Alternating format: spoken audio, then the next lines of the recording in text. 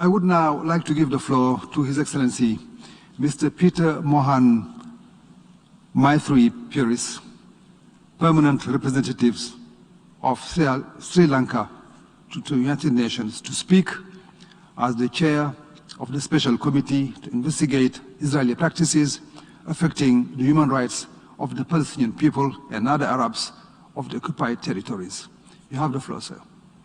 Mr. Chairman, I wish to thank you for the kind invitation extended to me to address today's special meeting in observance of the International Day of Solidarity with the Palestinian people in my capacity as the chair of the Special Committee to investigate Israeli practices affecting the human rights of the Palestinian people and other Arabs of the occupied territories.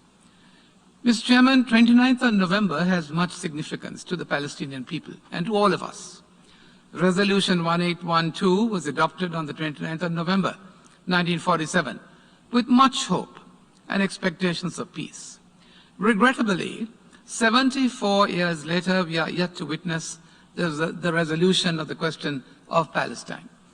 This special meeting to mark the Day of Solidarity, which we have observed for 44 years, remains a stark reminder of the urgent need to find a just and peaceful solution to the Palestinian people who have been deprived of their inalienable right to an independent, sovereign, and united state of Palestine. Mr. Chairman, the Special Committee presented its 53rd report pursuant to General Assembly Resolution 75/96 last month.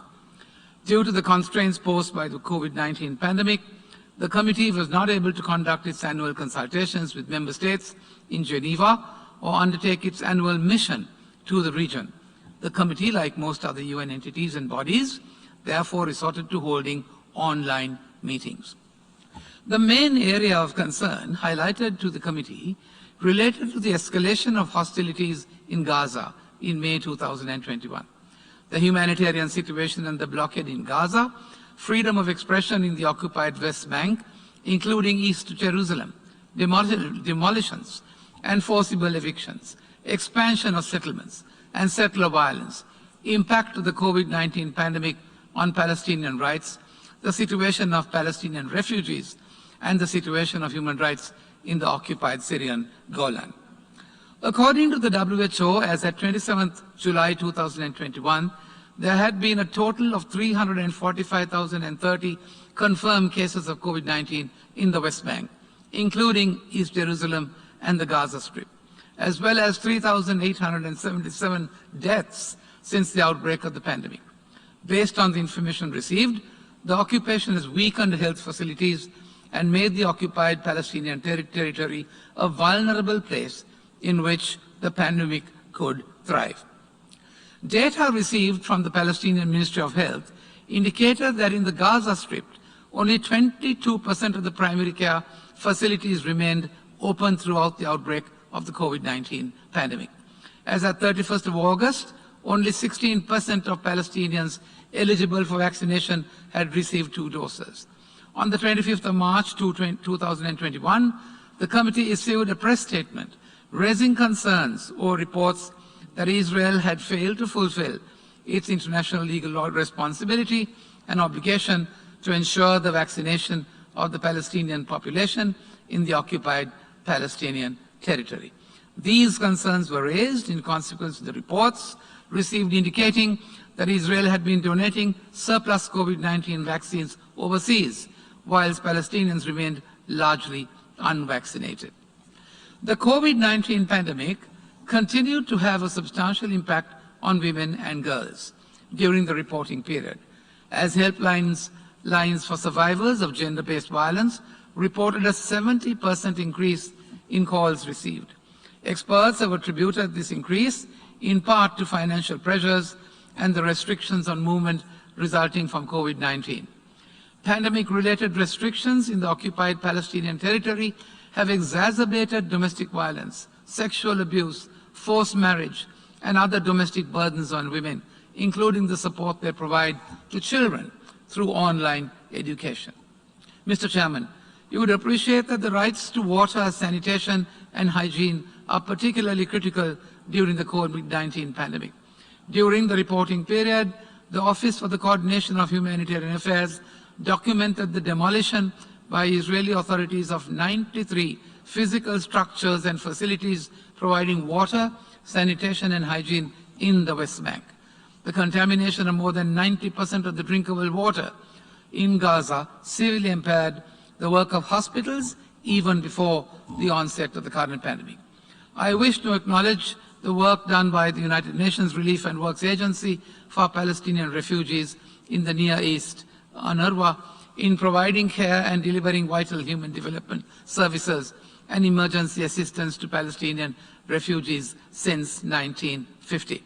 The Special Committee was informed that more than 5.7 Palestinian refugees are registered with UNRWA, while their funding gaps are growing annually, threatening the agency's ability to deliver essential services. Mr. Chairman, when we adopted the 2030 Agenda for Sustainable Development, we pledged to leave no one behind. Does this not include, I asked, the Palestinian people? With the onset of the pandemic, we are at pains to achieve our commitments under the SDGs, but regrettably, sustainable development remains an extremely elusive goal for Palestine.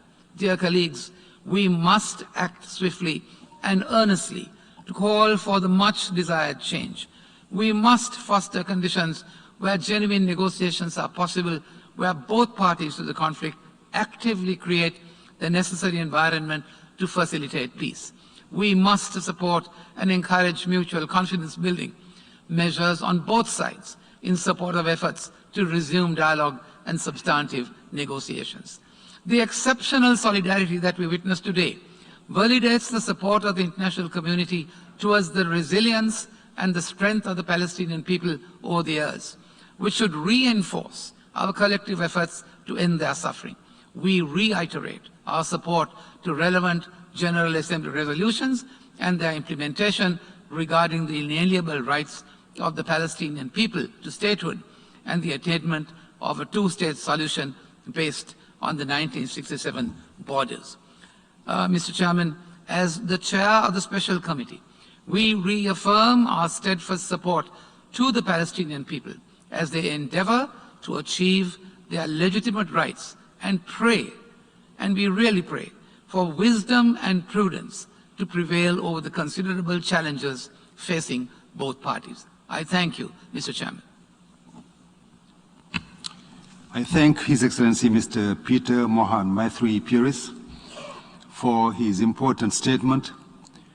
We are appreciative of your committee's continued contribution to the question of Palestine, as well as for your country's participation in our committee's activities as an active member.